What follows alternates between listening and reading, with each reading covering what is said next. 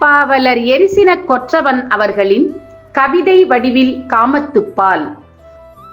அன்னமென்ற ஒரு பறவை அழிந்ததென்ற செய்தியினை என்னவளை கண்ட பின்பும் இன்னமும் நீர் நம்புவதோ? இந்திரலோகம் உள்ள சுந்தரிகள் அழகு என்று இவளை வந்து பார்த்துவிட்டு இதற்கு மேலும் நம்புவதோ? முத்தை எடுத்து வந்து இவள் முகத்தருகே கொண்டு சென்றால் முல்லை அவள் பற்கள் பார்த்து முத்து எல்லாம் முக்தி பெறும். பூவாடை வீசும் அவள் மேலாடை வாசனைக்கு நந்தவனம் என நினைத்து வண்டினங்கள் தேடி வரும்.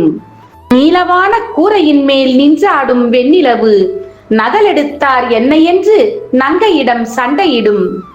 தேவதையின் மேனியினை தொட்டுவிடும் ஆசையிலே கோடையிலே அடைமழையும் கொட்டி அவள் மேனி தொடும். முன்னழகை மூடி வைத்த முந்தானை மோட்சம் பெறும். பின்னழகை பார்த்து விட்டால் பிரம்மனுக்கே ஆசை வரும். அழகுமையில் வாய் திறந்து அருகினில் வா என அழைத்தால் ஆகாய கங்கை கூட அடுத்த நொடி வாசல் வரும். குமரி அவள் கண் பார்த்தால் குவளைப்பூ வெட்கப்படும். தானழகு இல்லை என்று தலை கவிழ்ந்து துக்கப்படும்.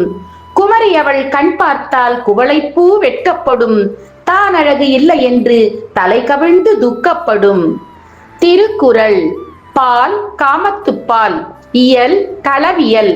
அதிகாரம் 112. நலம் புனைந்துரைத்தல். குறள் எண் 1114. காணின் குவளை கவிழ்ந்து நிலம் நோக்கும் மானிழை கண்ணொவ்வேம் என்று. பொருள். குவளை மலர் இவள் கண்களை கண்டால் இந்த கண்களுக்கு ஒப்பாக நாம் இல்லையே என நாணம் கொண்டு தலை கவிழ்ந்து நிலத்தை நோக்கும்.